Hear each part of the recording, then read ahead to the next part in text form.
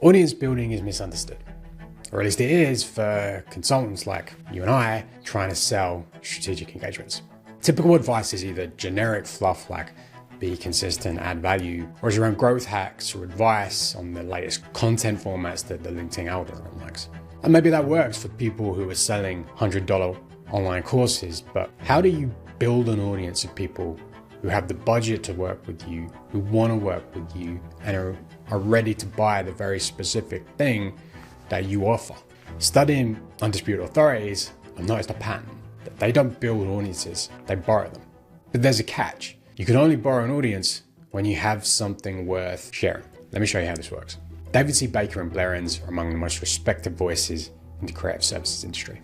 Each built a multiple seven-figure, high-margin business primarily through thought leadership. They've both written best-selling books and produced high-quality newsletters, but for many, what stands out amongst their library of content is the Two Bobs podcast, one of the biggest podcasts in the creative services industry. And according to David, I have never in my life done something that has been more influential than that podcast. With that in mind, should we all start a podcast? According to David, maybe we shouldn't.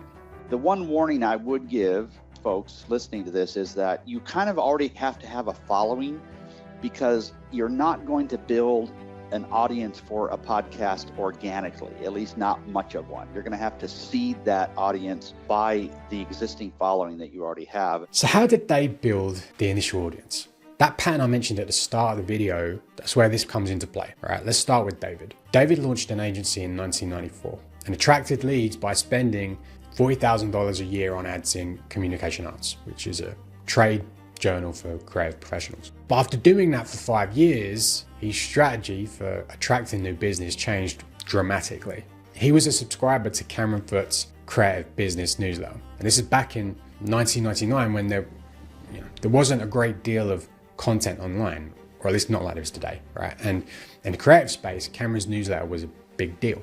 Here's David talking about it. Maybe 5.5 or so years into that, I was subscribing to this newsletter, and part of the deal was that the editor of the newsletter said you could call him up or email him, ask him any question you wanted. I think it was his way of sort of staying in touch with the marketplace, figuring out what readers wanted and so on. So I would do that regularly. And then he asked me one day, would you write an article for the publication? And I said, sure, I'll do that. And that began a pretty quick process of starting to contribute regularly, start to teach some of the other agencies that were part of that group. And one day I said to him, hey, why don't you consult with your readers rather than just this newsletter? He didn't want to do it for a couple of reasons, but he said, well, maybe you should do it. And that idea had never occurred to me. And it just hit me out of the blue. Before I could even think too much about it, he said, hey, I'll put an ad in the publication. Give me 10% of everything you make. So at that point I said, okay. Like, I didn't really think anybody would call, but it didn't seem like there would be any downside to this. And the thing is, people started to call. So within about 6 months, it really took over my life entirely. That was almost 24 years ago. Notice two things here. Number one, David was regularly providing value to Cameron in the form of replies, right? He was proving his expertise in the domain, and in the act of writing, he was developing his own ideas. And number two, in doing so, whether it was one good reply or a compounding effect of several, Cameron recognized that David had value to provide to his audience, and that introducing David to his audience, he'd share some of that value. David didn't chase opportunities to get featured. He focused on making something valuable. And in this case, it was thoughtful responses. The opportunity to borrow Cameron's audience came organically. Everything else, the speaking engagements, the books, the word of mouth, all followed from that first borrowed audience. But David isn't unique here. Right, let me show you how Blair Enns followed a very similar path. One day, it was after my brother's wedding. I was traveling for my brother's wedding. The wedding was over, and I was in a friend's office, and I get this email from David C. Baker titled "Oops," and he said, "Hey, in 2 days from now, I'm doing a new business seminar for 20 agency owners in Nashville, and I'm in the hospital with a kidney stone. What are the chances you could fly down here and do this for me?" And I thought, well, I'm just sitting here in this other city. It's actually easier for me to get there. I can do that. So I said, sure. So I flew down there and I helped him out. He would leave the hospital for a few hours at the time to make sure I wasn't destroying his good standing with his clients. Then the next year he said, hey, why don't we do an event? And we called it the New Business Summit, and we did it every year for 10 years.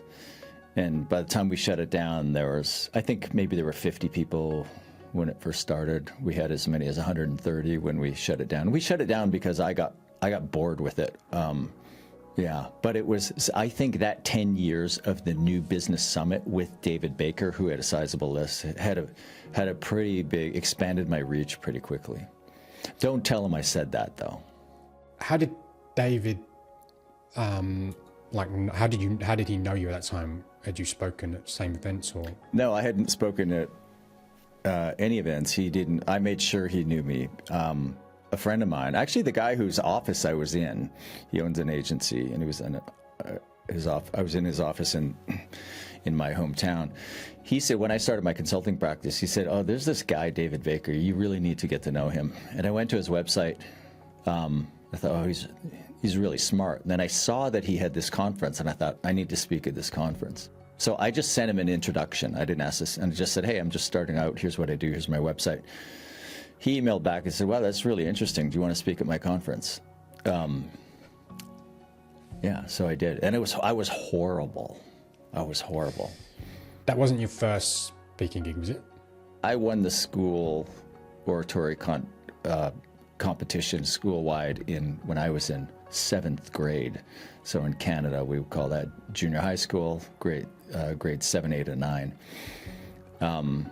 And my talk was on the subject of advertising. So I think it was kind of predestined to go into the advertising field and to do public speaking. So I had done public speaking before, but not under the banner of my new business, Win Without Pitching. That was my first talk. Wow. So your first talk as a consultant, Win Without Pitching, was with David C. Baker.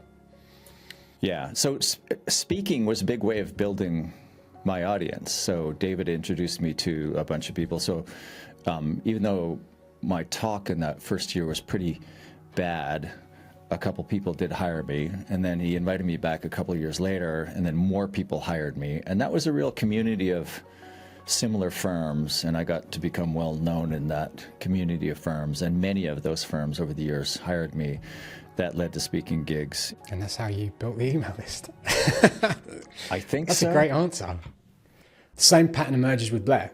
He developed unique ideas about selling creative services, ideas that David recognized would genuinely help his audience of agency owners. That's why David gave Blair the stage. He wouldn't have invited him on stage if, after checking out his website, he didn't get a sense that Blair would have something to add. And he certainly wouldn't have invited him back for a second time if he didn't deliver the value he'd been hoping for.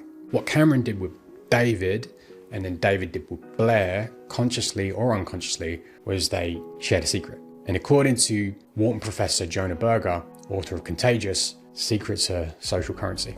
And if you think about secrets, right? Someone tells you a secret. What's the first thing you do with that information?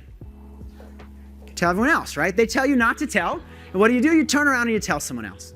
Because the fact that it seems like a secret makes that information seem better, and it makes you look really good by sharing it, right? You go to that cool bar, you tell someone else about it, you look like you're an insider. You look like you're in the know. And that's this idea of social currency. Just like the car we drive and the clothes we wear, the things we say affect how other people see us. And so we talk about and share things that give us status by association. Things like cool bars, but also cool information at restaurants that make us look smart and in the know. When you start life trying to build authority, you're a secret.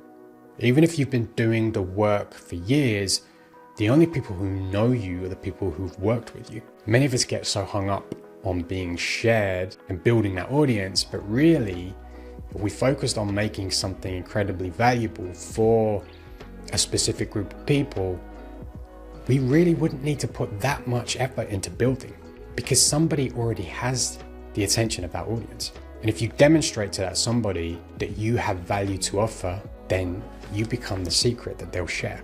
One, because it's nice to acknowledge good work, and two, because They want to provide value to their audience. And you're helping them do that if you make something worth sharing. Just like David did and just like Blair did.